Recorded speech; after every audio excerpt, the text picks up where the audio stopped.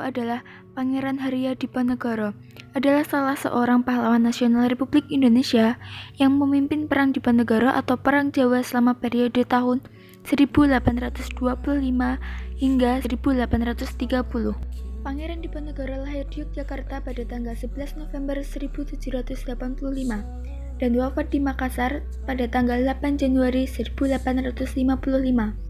Terjadinya Perang Jawa. Setelah kekalahannya dalam peperangan era Napoleon di Eropa, pemerintah Belanda yang berada di dalam kekuasaan ekonomi berusaha menutup kekosongan kas mereka dengan memberlakukan berbagai pajak di wilayah yang dijajahnya, termasuk di Hindia Belanda. Selain itu, mereka juga memainkan monopoli usaha dan perdagangan untuk memaksimalkan keuntungan. Pajak-pajak dan praktek monopoli tersebut amat mencekik rakyat Indonesia yang ketika itu sudah sangat menderita. Banyak hasil bumi diambil oleh Belanda.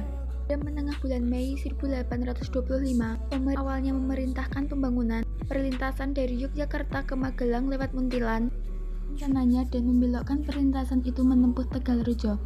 Kiranya di noda satu sektor, Belanda akurat melintasi makam dari leluhur Pangeran Diponegoro. Hal inilah yang membuat Pangeran Diponegoro tersinggung dan memutuskan untuk mengangkat senjata melawan Belanda. Dia belakang memerintahkan bawahnya untuk mencabut patok-patok yang menempuh makam tersebut. Namun, Belanda tetap memasang patok-patok tersebut, bahkan yang sudah jatuh sekalipun. Sebab kesal, Pangeran Diponegoro mengganti patok-patok tersebut dengan tombak. Belanda yang mempunyai argumen untuk menangkap Pangeran Diponegoro sebab dinilai telah memberontak pada tanggal 20 Juli 1825 mengepung kediaman dia. Terdesak, Pangeran beserta keluarga dan pasukannya menyelamatkan diri menuju barat sampai desa Dekso di Kabupaten Kulon Progo dan meneruskan ke arah selatan sampai tiba di Gua Selarong yang terletak 5 km arah barat dari kota Bantul. Sementara itu, Belanda yang tidak sukses menangkap Pangeran Diponegoro membakar habis kediaman Pangeran. Pangeran Diponegoro belakang menjadikan Gua Selarong, sebuah gua yang terletak di Dusun Kentolan Lor, Gua Sari, Panjangan, Bantul. Untuk basisnya, Pangeran menempati gua sebelah barat yang dikata Gua Kakung, yang juga menjadi tempat pertapaan dia. Sedangkan Raden Ayu Retnoningsih atau selir yang paling setia menemani Pangeran setelah dua istrinya wafat, dan pengiringnya menempati Gua Putri di sebelah timur.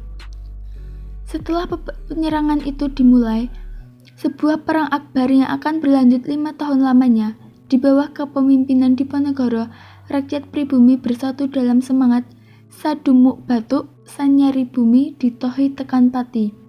Sejari kepala sejengkal, tanah dibela mencapai mati. Selama perang, sebanyak 15 dari 19 pangeran bergabung dengan Diponegoro. Perjuangan Diponegoro dibantu Kiai Maja yang juga menjadi pemimpin spiritual pemberontakan. Dalam Perang Jawa ini, Pangeran Diponegoro juga berkoordinasi dengan ISKS Pakubuwono IV serta Raden Tumegung Prawirodijaya Bupati Gagatan. Serangan-serangan akbar rakyat pribumi selalu diterapkan pada bulan-bulan penghujan. Para senopati menyadari sekali untuk bekerja sama dengan dunia untuk senjata. Tak terkalahkan, bila musim penghujan tiba, gubernur Belanda akan memainkan usaha-usaha untuk gencatan senjata dan berunding. Sebab hujan tropis yang deras membuat gerakan pasukan mereka terhambat. Penyakit malaria, disentri, dan untuknya merupakan musuh yang tak tampak. Melemahkan moral dan kondisi fisik bahkan merenggut nyawa pasukan mereka. Ketika gencatan senjata terjadi, Belanda akan mengonsolidasikan pasukan dan menyebarkan mata-mata dan provokator mereka, bangkit di desa dan kota, menghasut, memecahkan belah, dan bahkan menekan anggota keluarga, para pangeran dan pemimpin perjuangan rakyat yang berjuang di bawah komando Pangeran Diponegoro. Namun, perjuangan pribumi tersebut tidak gentar dan tetap berjuang melawan Belanda. Pada puncak peperangan, Belanda mengerahkan lebih dari 23.000 orang serdadu, suatu hal yang belum pernah terjadi ketika itu di mana suatu wilayah yang tidak terlalu lapang, seperti Jawa Tengah dan sebagian Jawa Timur, dilindungi oleh puluhan ribu serdadu. Dari sudut kemiliteran, ini adalah perang pertama yang melibatkan semua cara yang diketahui dalam sebuah perang modern.